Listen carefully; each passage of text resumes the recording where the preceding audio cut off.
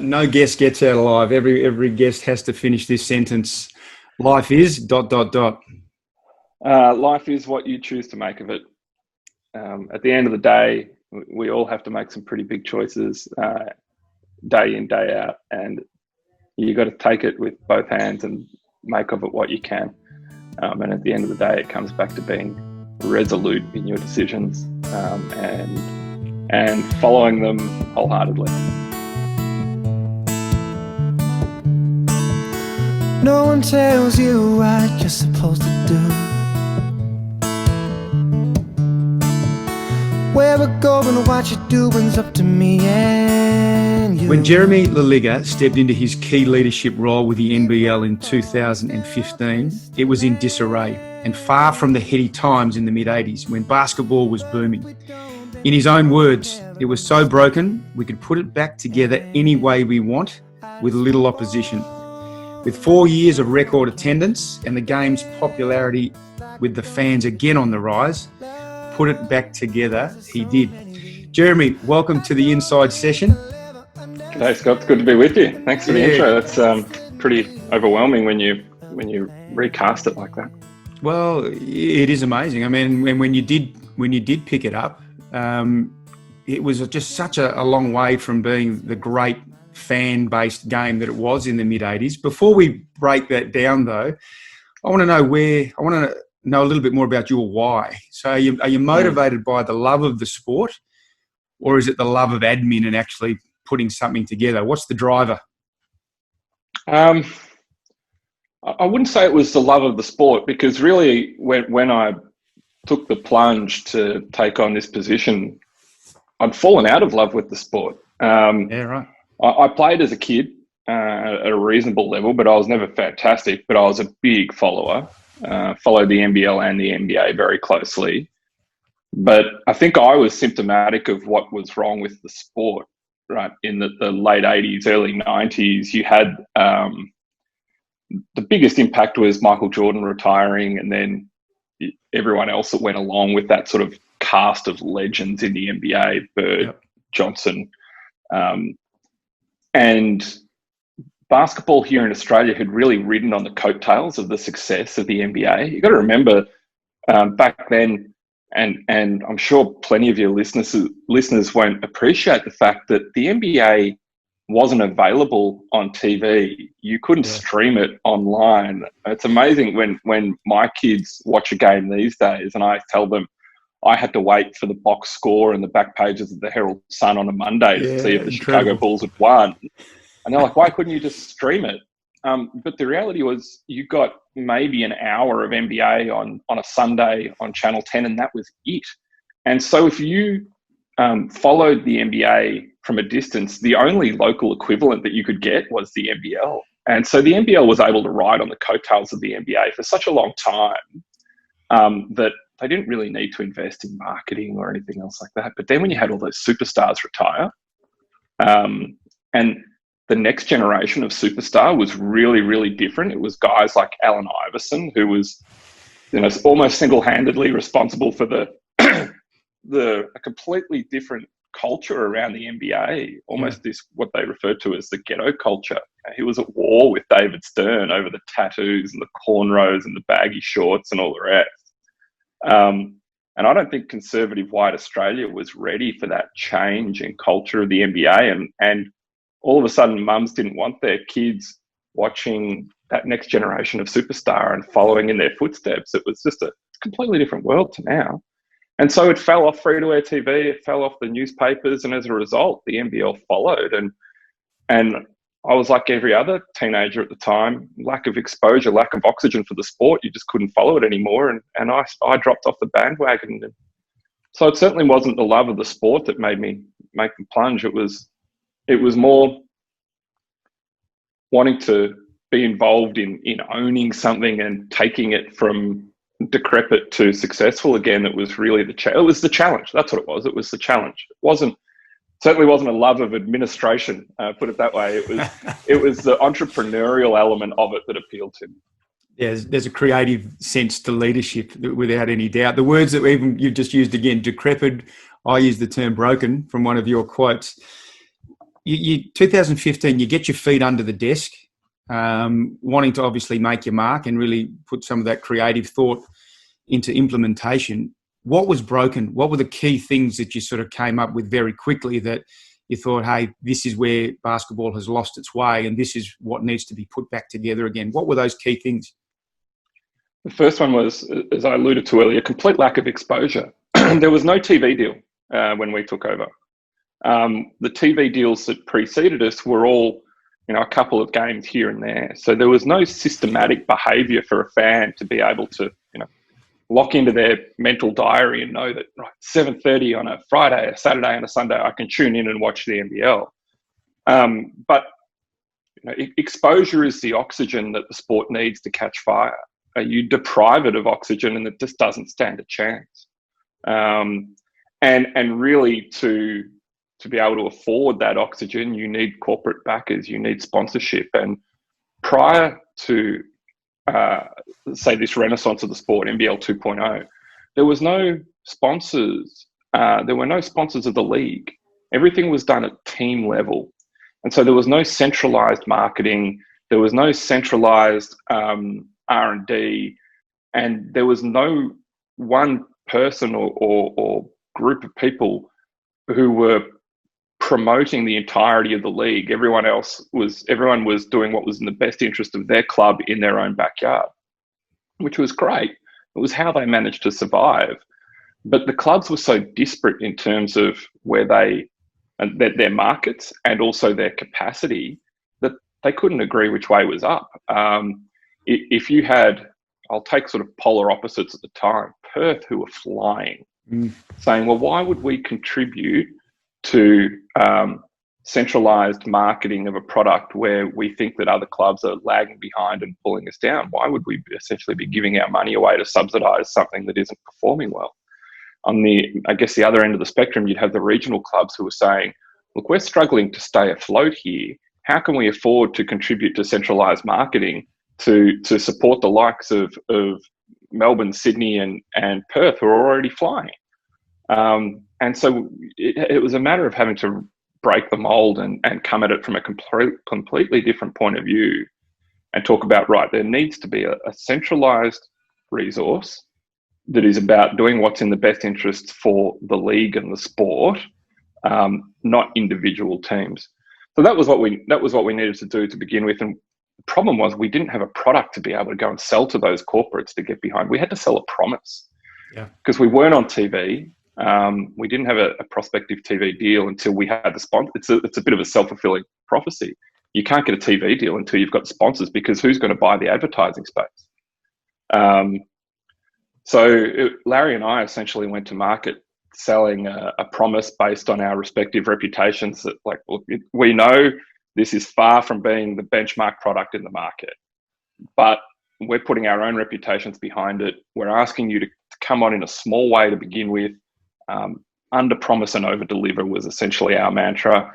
Get on board in a small way now, and we will make you so happy with your investment that you'll want to come back next year in a bigger and better way. And that's essentially what we've been doing since. So we took over 1 July 2015. Yep.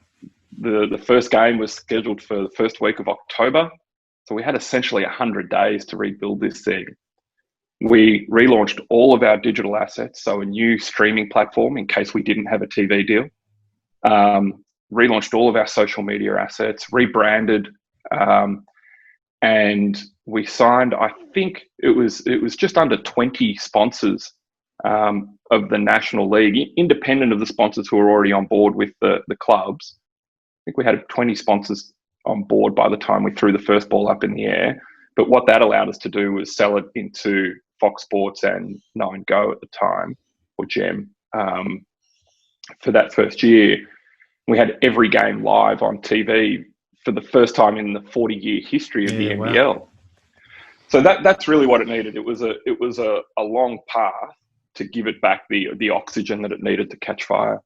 Was there an early adopter as a sponsor goes? When you're selling that promise early, is there one or two sponsors that you think of straight away that they jumped on early on that promise and will forever be grateful? Chemist Warehouse. They were fantastic. They've been fantastic since day one. They're so supportive of not just of our sport, but of sport. They're so understanding of the benefit of sport to community and to their brand. I think they're the quintessential marketing and advertising organisation. There's no subtlety about it. It's scream and shout advertising, and it's basically saying what we do really well. We offer you great value. It aligned with our product pretty well. It was noisy and flamboyant, and they've been great supporters from day one. They did exactly as we asked, which was start off small, but be prepared that once we over-deliver, we're going to come back and ask you to really get behind us. And they've done that. They've been fantastic. I haven't met a leader yet in any sphere of industry that no one's perfect. So here's a chance. I want to know what your best call's been. And look, as a passionate observer, an interested observer of the game over, particularly the last 5 years, the alignment with the NBA, the expansion and exposure through China, there's been some really inspired calls. And actually watching players like LaMelo Ball, etc., start to come to our league is incredible. So there's been a lot of great calls. So I want your best call, and then maybe one that you'd like to take back, or one that just didn't quite work out the way that you'd planned. I think I know what I won't say the best, but probably the most successful, the one that's had the most transformational effect that perhaps people wouldn't appreciate. It's so subtle that the majority of the public wouldn't appreciate that it actually made a difference, was the change in the salary and contracting rules. It used to be that players were ranked based on they were given a number of points based on their history. If they'd come from the NBA, then they were given 10 points. If they were an import paid over a certain amount, they were given, and you could have a certain number of points on your team. And that existed essentially in lieu of a salary cap. Yes. There was a salary cap as well, but it operated quite differently. What we introduced was a soft salary cap with let's call it a luxury tax system. We call it the salary equalisation subsidy. Everyone colloquially refers to it in the public as the luxury tax. So let's just call a spade a spade. But what goes along with that is a two-step process for valuation of players. The first is the number that's written on their contract. That's their contract value.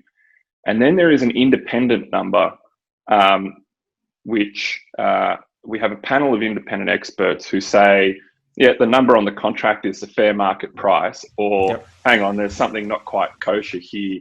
That number doesn't reflect that player's value out in the market. And so we're going to ascribe 100% markup to that player's value for the purpose of the salary cap rules. Now, the approach here was that sunlight is the best disinfectant, and that if there was a legitimate reason for the difference in the contract value and the actual market value for that player, no one should have an issue in disclosing it. For example, there was a big player who returned to the league who wanted to play in one city. And so there wasn't a traditional market out there of supply and demand, because there was really only one team that he wanted to play for. And so they were able to basically get his services for a lot less than what would be the going market rate. But if anyone in the public knew that he was only being paid that, they'd be saying, well, hang on, there must be an underhanded deal going on here, and they're doing it to get around the salary cap rules. So if there's a good if there's a good reason, then no one should have issue disclosing it. So what we said was, if there's a discrepancy between the contract value and the player's ascribed value, and it's over a certain amount, the percentage terms, then that would be disclosed to the public. And so therefore there wouldn't be any motivation to do underhanded deals. And it turned out that after we introduced that rule, there were, I think, 2 instances of players who had contract value that was substantially different to their player value. And they both had very legitimate reasons. We didn't end up having to disclose anything. But what it has done is resulted in a much more robust salary cap system than this point system, which so many of the GMs and CEOs over time had become really good at gaming and figuring out the gamesmanship of it. As they do. That's what you give them parameters to go and do their job, and they do it very well. And as a result, since introducing these rules, which was 4 years ago, 3 of those 4 years, we've had the most competitive seasons in the 40-year history of the NBL. in terms of points differential. And the result is that you get the best talent on the floor more often. There's a really good spread of talent, and that the bottom team can beat the top team just about any week in any venue. And that has had a transformational effect in terms of the quality of the product. Yeah. So it's a subtle thing. It was kind of behind the scenes, but it did what it was set out to achieve. The other one is harder almost. What's something that would take back and do differently? And it sounds like just sort of thinking. It's not that I'm thinking in my own mind, I haven't made any wrong decisions. I've made plenty of them. I think the issue is that the issue is you repress them and you try not to dwell on them, and that's part of it, right? You can't dwell. You've got to learn from your mistakes and then move on. I think one of the interesting ones was maybe the process around the Townsville Crocs. That was a really difficult time when we saw Townsville leave the competition. Yeah. But somewhere along the lines, we were very close to actually keeping Townsville in the competition, and we thought that there were some sponsors that were going to really get behind the club and make it sustainable for the long term. I don't know how we should have better managed that process, but one way or another, ultimately it was taken out of our hands when it was leaked that basically the Crocs were going to hand back their license and that they weren't sustainable. And so then the sponsors and the stakeholders that we were talking to ran for the hills because they thought ultimately they were going to be throwing good money after bad, and that it was inevitable that it would fold. So that was very early on in our tenure, and I think we were still getting used to. Sport is unlike any other industry. It leaks like a sieve because everyone loves the gossip associated with it, and I think we needed to sort of ring fence and quarantine things a little bit more closely, perhaps. It's interesting. Any sporting league that's had to let a team go, a team with a history and passion and fans involved, and the AFL have their Fitzroy. Right. That scar just always remains, and it doesn't mean it was right or wrong necessarily, but it's part of the competition's history. And I think everyone always looks at that team that's no longer there still with just that degree of remorse. Could we have done something differently? I think it was. I would have liked to have seen us elevate or maybe elevate over market forces. No, I don't care that it's a small regional market. We can still make this work, and that's one of the beauties of basketball is that we can have major professional teams in regional cities because you don't need 25, 30,000 people in a venue in order to break even. Yep. If you go about it sensibly, a market like Townsville can and should work. And so I really wanted to make that work at the time, and was frustrated by the fact that it didn't come off.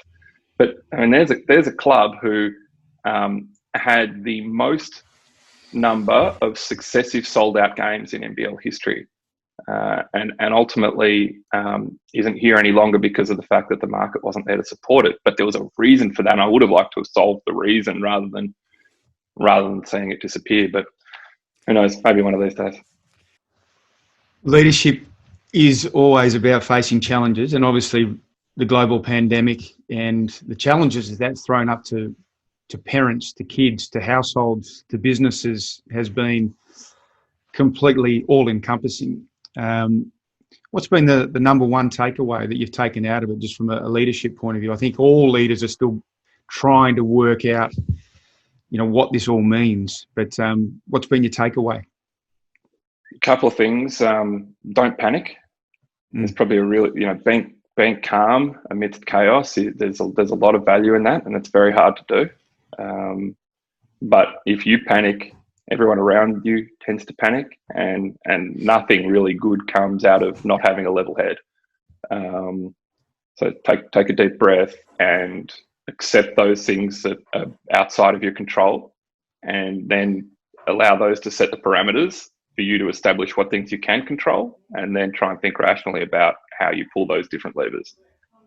So that's probably the number one thing for me, is that everyone at the moment has so many parameters that are outside of their control that there's no point trying to plan for every single contingency. One of the frustrating things at the moment, I guess, is trying to still plan for a number of contingencies. You can't plan for every contingency. but narrow it down and figure out which are the most likely. But even then, if you're planning for 4 or 5 potential possible outcomes, Yep. by definition, only one of them can come to fruition, and therefore, 80% of your work in planning is going to go down the drain. That's a pretty frustrating thought, but it's planning that needs to be done, and it's planning that everyone's doing at the moment. It's interesting you use the term acceptance or accept. A lot of leaders, I reckon there are 3 things. There's accepting the situation, all right, and doing it from a calm, composed position. It's getting perspective on it as quickly as possible. And often that perspective is also knowing whatever challenge is being presented at the moment, we will work our way through it, and just having that balanced perspective. And it's finding the gift, finding the opportunity. But I love the focus that you put on acceptance first. I don't know of a good decision that's ever been made where there's been a lack of composure. I think that's exactly right. I really like your point too about opportunity. And that's one that we've been focusing on when you do have 5 minutes is, well, where is the opportunity in all of this? We are nimble. By virtue of being privately owned, we can be a bit flexible. Trying to change course with something like the AFL or NRL is like trying to turn a battleship around. But we're a bit more like a speedboat, and we can turn on a dime. So where are the opportunities here to be had? And I think I've been quoted a few times lately as saying, the old adage, necessity is the mother of invention. So if we have to reinvent ourselves in some capacity, we will, and we'll find a way to do it. And then we'll try and learn from that and see how we can fold that into what was previously business as normal, and see if there's not something innovative that we can capitalize on here. Is there some IP that we can take out of this and leverage into the future of the NBL? And there have been some really, really cool things that have come up from a technology point of view that I think we could may not end up being relevant in the coronavirus moment, because it may be that we can't get it up and going in time, but they've still made us think outside of the box and think, oh, okay, well, here are some things that we can take into the product that we'll use for years and years to come. Hey, the absence of sport, sometimes when something gets taken away from us, we realise how important it is, and it sort of raises the question for me around sport and its importance to the community. Well, what sort of role do you think basketball has to play, or sport has to play within the community? I mean, we've been missing it, all sport, for this last 5, 6, 7 week period. What are your reflections on the importance of sport on a much broader perspective?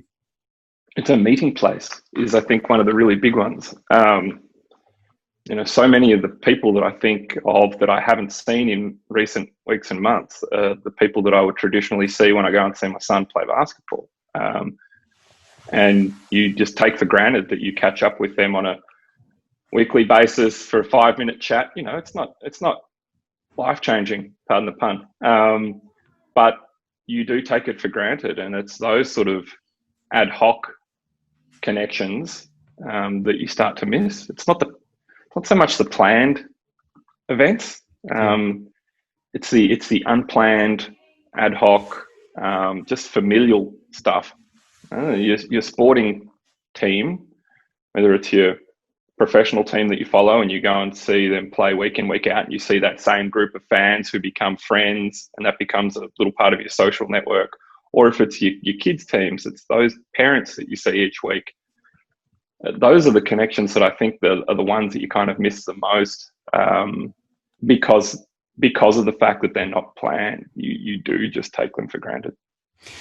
Jeremy, why do you think basketball has such a close connection and feel about grassroots and community, more so to me than some of the other larger sports? I mean, I think the AFL has a very much a corporate feel about it now. I've got a lot to do with my co-founder Trevor Hendy and Surf Lifesaving, and whenever I talk to someone from Surf Lifesaving, one of their athletes, there's this real humility that comes out, and it's born from their sense to serve the community. Every interaction I have with basketball, I just get this feel that it serves the community, whether it's domestic basketball, NBL. There's a really tight affiliation with community. Am I off the mark there, or is that no? You're not, and it comes back to your initial point of the why, and there was the why I made the jump in the first place, but now there's a different question for me, which is why stay committed to it, or why go on this journey, which is I'm a real believer that basketball is quite different to many other, not just sports, but pastimes, because of how inclusive it is. And everyone talks about their sport being inclusive. But when you take a step back, there are really two worldwide team sports. There's soccer, football, and basketball that are just universally understood in just about every country that you go to. And just about every country has a national team. They all get it. And so it's intuitive from a very young age. It's very, very multicultural. The skill set is, they're like the two most basic skills that you can have from a sporting point of view is you kick a ball along the ground or you pass a ball to one another through the air. It's pure. It's very pure in terms of just even a toddler's ability to get up and kind of replicate it in some way. It's always been gender agnostic. You can play it from a very young age to a very old age. And there are walking basketball leagues that have become quite popular in parts of Asia in particular. People play up to 85, 90 years of age. And so it is genuinely very inclusive. And then the other element of it that I like is that it's a relatively small team. There's only 5 people on a court at any one time. And so it's inclusive from that point of view as well. There's no one sitting out on the wing who can just hide and if they're not a self-starter, they're just going to be forgotten, or they can hide and they end up not touching the ball. Yeah, everyone's involved. They can get lost. Absolutely. That's right. Everyone's involved all of the time by necessity and by design. And as a result, I think it's a really good atmosphere to learn some really important values. That's what I really like about it, is that I think, and having played as a youngster, I think basketball is a great vehicle for teaching important values to kids. I think that's why it's got such a strong connection with community. That's why participation rates are so high, is because people have that connectedness to it. Yeah, you feel that when you go to a game, whether it's under 12s domestic basketball or going and watching one of the great NBL teams. You certainly feel that when you step inside a venue. I'm going to throw some names at you. Some big basketball names, some of the biggest. Kobe Bryant. Yeah, this year it's just been tragic in so many ways, and Kobe's a big one. Really, really strange set of circumstances. One, because everyone now looks back on the legend of Kobe as being infallible, but during the course of his career, he was fallible. He made some big mistakes. He was hard to play alongside of, from all reports. But I don't think you can think of another example of someone who was so committed to the game. Even, people talk about Michael Jordan in the same way, but Michael Jordan was committed to success. And it wasn't just the game. It was anything that he did, he had to succeed. Whereas Kobe was just driven by basketball, which was, I think, unparalleled, at least during his generation. But the other interesting thing around it was people who are now in charge of media outlets, all of the big media outlets in the US and around the world, all the major sport editors, 10 years ago, if they were NBA fans, then Kobe was the epitome of the NBA. And fast forward 10 years, they're the ones who are making the decisions. And I think that's why it was such a big cultural phenomenon, was remembering Kobe, was because all of the people who were around him and who were such big fans of his are now really big decision makers. Whereas if it was a legend from the 50s or 60s who passed away, you wouldn't, even if they were just as big a name, if it was a Kareem Abdul-Jabbar, it was just as big a legend, but all of the people of his generation are no longer in control. They're all retired, and so it wouldn't have the same impact. So it was a really interesting phenomenon, and obviously a very emotional one for a lot of people in the industry.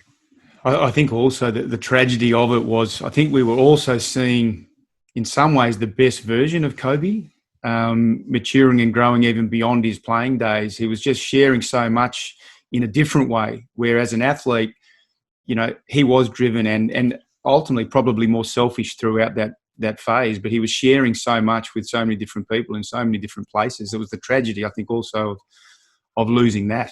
He transcended above the sport after he retired, didn't he? He became such a big figure, not just in sport, but in media and just in cultural circles, I guess, after he retired. And not surprisingly, he matured with age like everyone does, and made better decisions as he got older and wiser, like we all do,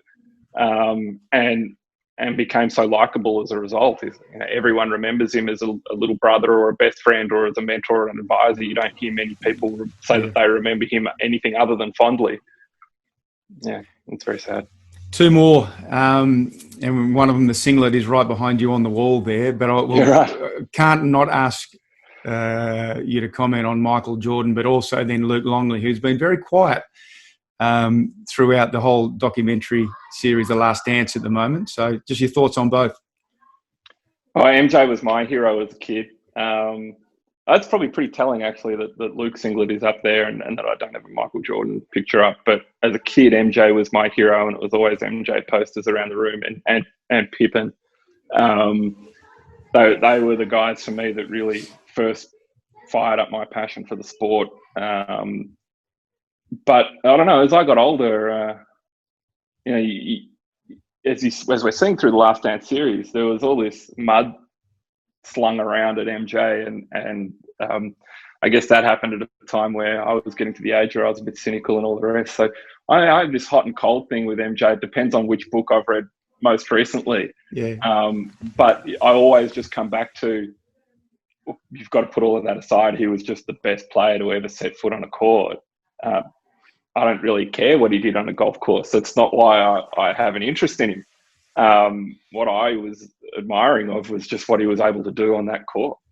But Luke, for me, was just sort of the quintessential Australian sports person who knew his role, succeeded at the highest level, didn't showboat, did all the 1%ers, and then went back to his corner of the world, did what he wanted to do, and was just sort of comfortable in his own skin. Yeah. And now we're really lucky that he's come back to the game, as an assistant coach of the Boomers, most recently as an assistant coach of the Sydney Kings. But also just as a mentor to other high-performing Australians in recent times. He's sort of come out of his shell a little bit and played that mentor role to guys who are going to go on to do really, really successful things in his footsteps. But we forget how successful he was in the NBA because we didn't have access to it then like we do now. Can you imagine the ratings if we were able to watch Luke Longley play with the best NBA team ever? It would have gone through the roof here in Australia, but c'est la vie. I was fortunate to grow up in the same town as Luke. We grew up in Fremantle and sort of crossed paths very early days, playing basketball and bits and pieces. But he was completely unaffected by it all at a young age. He was on a stellar pathway moving through. You can see him at 16, 17 or 18. Whilst he was big and clumsy at that point, you knew where he was going. But he just has never lost his identity throughout the whole journey. He is still Luke Longley, and that's what I admire about him so much. Parenting and being a leader. All right, there's only two more questions here, and this is possibly the hardest, Jeremy. How do you balance being a father with a job that, you're on planes every second day, all over the country, internationally as well? How do you balance that? And is it a sacrifice? Yes, it's a sacrifice. The answer is there isn't really a way you can balance it. I guess you balance it by making the most of the time that you do have at home. I could tell you one of the biggest impacts of this whole coronavirus thing is that I'm spending a lot of time at home. Normally at this time of the year, I'd spend a good chunk of the off season overseas, benchmarking and networking and identifying talent for our Next Stars program, all of this kind of stuff. And this time around, I'm spending it at home. And not only am I spending it at home, the kids are at home as well because they're homeschooling. And so we get to have lunch together and we do recess together and that kind of thing, which is just gold. And perhaps you don't realize how much of a sacrifice it is until you do actually get something like this to contrast it with. It is a really big sacrifice, and it's really, really hard. And it was, in some ways, it was easier when the kids were younger. My kids are 10 and 8 now. Probably harder for my wife when the kids were younger. But now that the kids are a bit older, they can express it a little bit better that they miss you and that they don't want you to go. So that's difficult. And at the same time, it's presented some really good opportunities, and they've come and done some pretty amazing things by virtue of the fact that we've had some great access to some great events, and they really enjoy it. So it's always a question of, would you trade it for something different? How it's one of those quintessential challenges as a leader and a parent, and not just as a leader, but someone who has to travel a lot for work. Yeah. It's just hard. It is. No guest gets out alive. Every guest has to finish this sentence. Life is ... Life is what you choose to make of it.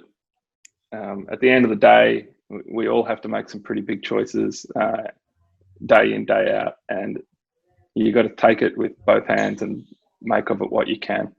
And at the end of the day, it comes back to being resolute in your decisions and following them wholeheartedly. Jeremy, thanks so much for being on the Inside Session. You've been an incredible supporter of the LifeChanger Foundation, and just in general, just the way you use your vehicle to support community is something that I really admire. Enjoy whatever the rest of this break looks like. I think everyone's more busy than ever at the moment, but thanks so much for being part of the show.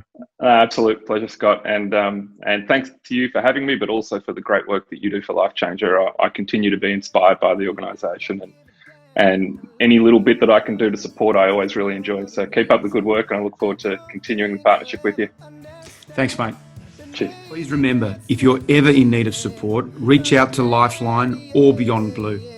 For more Inside Sessions, you can find us on all of the social platforms or at lifechanger.org.au. Thanks for joining us, and here's to a life well lived. I don't think I'll